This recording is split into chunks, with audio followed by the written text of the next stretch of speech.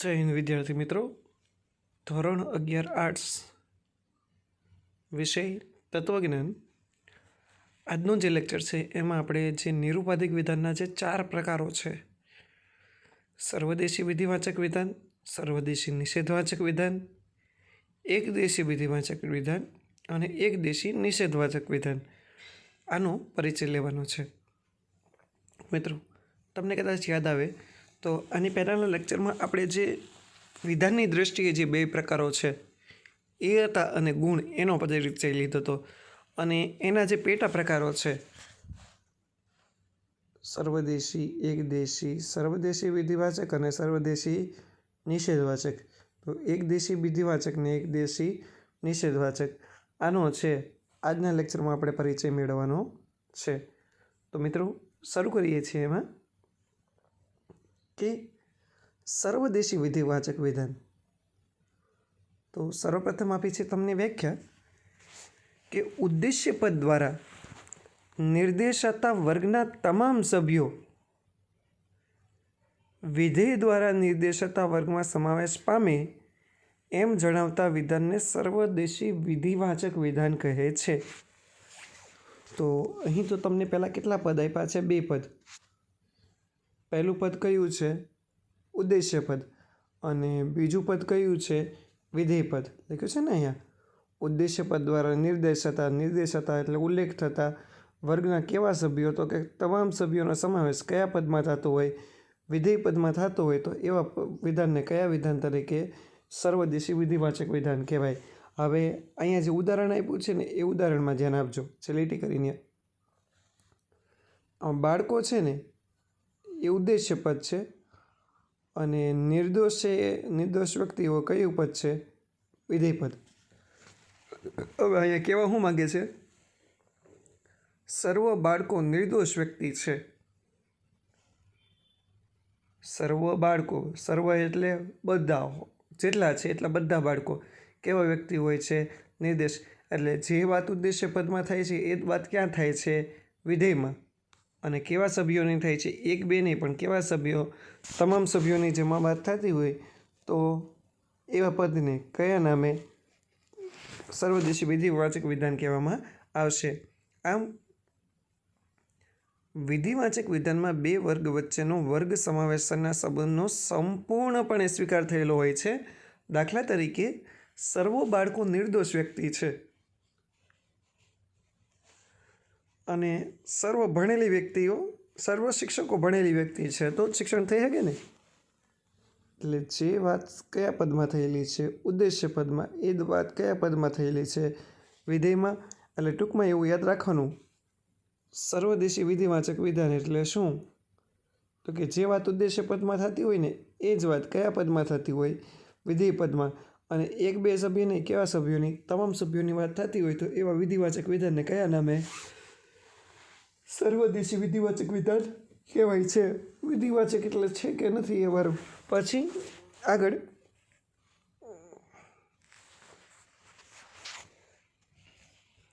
સર્વ વિધિવાચક વિધાન માટે ગુજરાતીમાં હા પ્રતીક અને અંગ્રેજીમાં એ પ્રતીક છે વપરાય છે. એટલે તમારે હાથ પછી એવું યાદ રાખવાનું, તમને કયા 2 શબ્દ જોવા મળે વાક્યમાં કોઈ પણ જગ્યાએ? સર્વ છે તો એની માટે શું યાદ રાખવાનું છે? હા. એટલે ગુજરાતીમાં હા અને અંગ્રેજીમાં એ પ્રતીક વપરાય છે. આથી સર્વદેશી વિધિવાચક ગુજરાતીમાં હા અને અંગ્રેજીમાં એ વિધાન તરીકે ઓળખવામાં આવે છે. આ વિધાનના ઉપરયુક્ત દ્રષ્ટાંતો જોતાં એ સ્પષ્ટ થાય છે કે ઉદ્દેશ્યના સ્થાને ઉ અને વિધેયના સ્થાને વી મૂકીને આ વિધાનના તાર્કિક રજૂઆત જે રીતે થઈ શકે. પહેલાં તો એ સર્વ છે, સર્વ છે, એની વચ્ચે ઉદ્દેશ્ય માટે ઉ અને વિધેય માટે કયું? વી મૂકવામાં આવે છે. પછી બીજો જે પ્રકાર આવે છે સર્વદેશી નિષેધવાચક વિધાન. હવે સર્વદેશી નિષેધવાચક વિધાન એટલે શું? તો સમજીએ. ઉદ્દેશ્ય પદ દ્વારા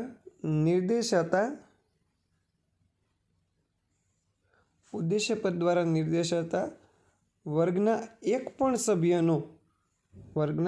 પણ સભ્યનો વિધેય દ્વારા નિર્દેશાતા વર્ગમાં સમાવેશ થતો નથી.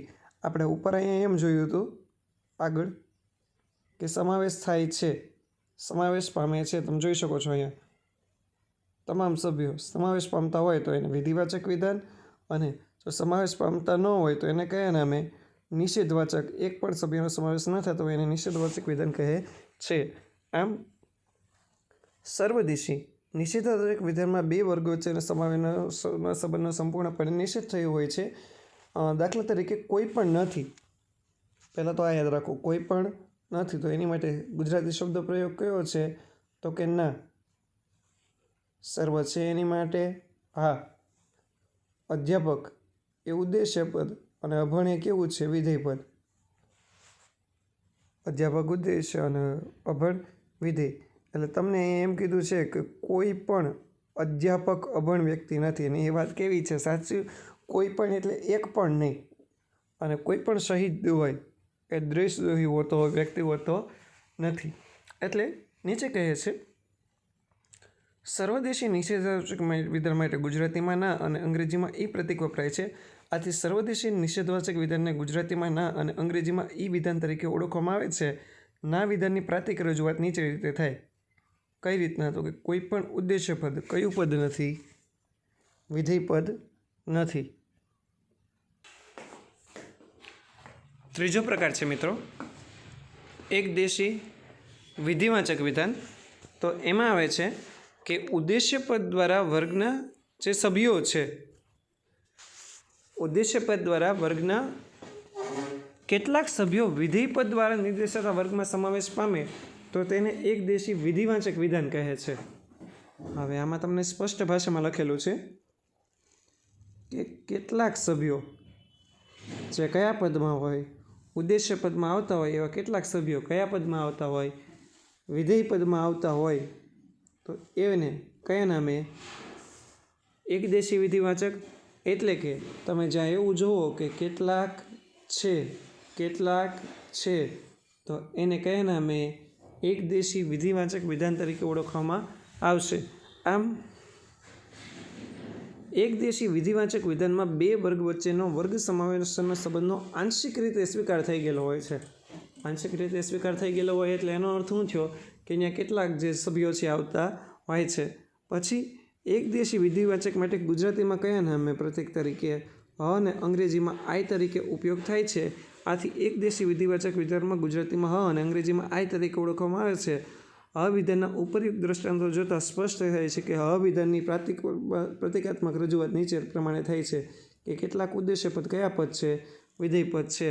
મિત્રો બીજું એક વસ્તુ, આ તમને છેલ્લે જે પ્રતિકાત્મક રજૂઆત આવે ને વિધાન ઓળખવાની રીત છે કે વિધાન કઈ રીતના કયું હોય છે. પછી એકદેશી નિષેધવાચક વિધાન.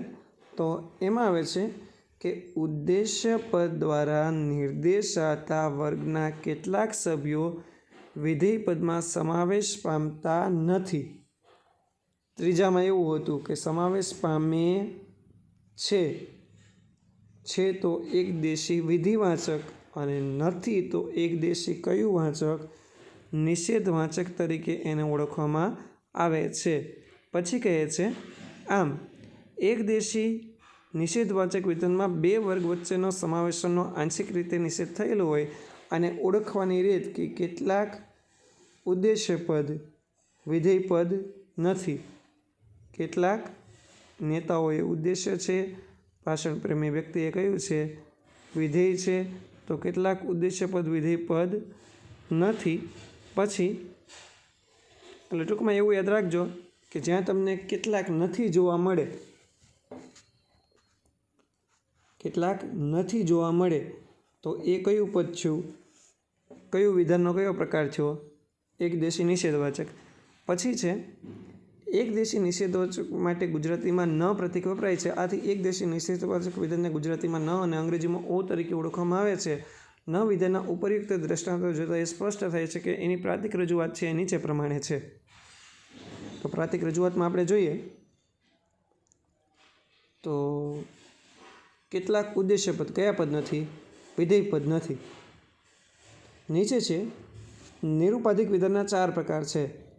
પહેલો હા, બીજો ના, ત્રીજું હ અને ચોથું ન. અને ઉપર માન્ય રૂપો જતાં એ સ્પષ્ટ થશે કે કોઈ પણ નિરૂપાધિક વિધાનમાં છે એ રજૂઆત નીચે પ્રમાણે થયેલી હોય છે. પહેલાં ઈયતાદર્શક હોય. ઈયતાદર્શક એટલે શું? તો કે સર્વ, કોઈ પણ, કેટલાક, કેટલાક. તો એને કયા નામે? ઈયતાદર્શક. પછી દરેકમાં ઉદ્દેશ્ય પદ હોય, બરાબર. પછી નીચે દરેકમાં કયું પદ હોય? વિધેય પદ હોય. અને છેલ્લું શું હોય છે? સંયોજક. સંયોજક એટલે એના ગુણ. કાં તો ગુણ હકારાત્મક હોય તો એને છે નામે, અને નકારાત્મક હોય તો એને કયા નામે? નથી તરીકે ઓળખવામાં આવે છે. તો અહીંયા પાછું એ જ છે. એટલે નિરૂપાધિક વિધાનના 4 પ્રકાર છે. સર્વ છે તો હા, કોઈ પણ નથી તો ના, કેટલાક છે તો હ, અને કેટલાક નથી તો શું આવશે? ન. પછી વિશિષ્ટ વ્યક્તિવાચક વિધાનને સર્વદેશી વિધાન તરીકે ઘટાવી શકાય. જો વિધાનમાં વર્ગ સમાવેશના સંબંધનો સ્વીકાર થયો હોય તો હા વિધાન ગણાય, પણ જો નિષેધ થયો હોય તો શું ગણાય? ના. દાખલા તરીકે ગાંધીજી રાષ્ટ્રપિતા છે તો હા, અને તત્વજ્ઞાન અઘરો વિષય નથી તો ના. ટૂંકમાં જ્યાં છેલ્લે છે આવે ને તો એ વિધાનનો કયો પ્રકાર થયો? હા. અને નથી આવે તો કયો પ્રકાર થશે? ના. હવે અહીં જો મિત્રો, આટલું આપણે જે ભણ્યા ને એમાંથી આ રીતના પૂછાય છે કે નીચે આપેલા વિધાનના પ્રકારને ઓળખો. નીચે આપેલા વિધાનના પ્રકારને ઓળખો. હવે એમ પૂછે સર્વ છે તો એ વિધાન કયું થયું? હા. હા એટલે કયું? સર્વદેશી વિધિવાચક. કોઈ પણ નથી તો એ વિધાન કયું થયું? ના. ના એટલે સર્વદેશી નિષેધવાચક. કેટલાક છે, કેટલાક નથી તો ન. કોઈ પણ નથી તો ના, કેટલાક નથી તો ન. પછી કેટલાક છે તો હ, કેટલાક છે તો હ, કેટલાક નથી તો ન. સર્વ છે તો હા, કોઈ પણ નથી તો ના, કેટલાક છે તો હ, અને સર્વ છે તો હા. હવે તમને એમ કીધું કે વિધાનના પ્રકાર ઓળખાવો. તો સર્વ છે હા, બરાબર. પહેલું વિધાન તો એ સર્વદેશી વિધિવાચક. પછી બીજું એમ કીધું કોઈ પણ નથી તો એની માટે ના. તો જે કોઈ પણ નથી ના, ના એટલે સર્વદેશી નિષેધવાચક. પછી હ એટલે કેટલાક છે તો એ કેવું કહેવાય? એક દેશી વિધિવાચક. અને ન એટલે એક દેશી નિષેધવાચક. આજે મિત્રો એટલું રાખીએ છીએ.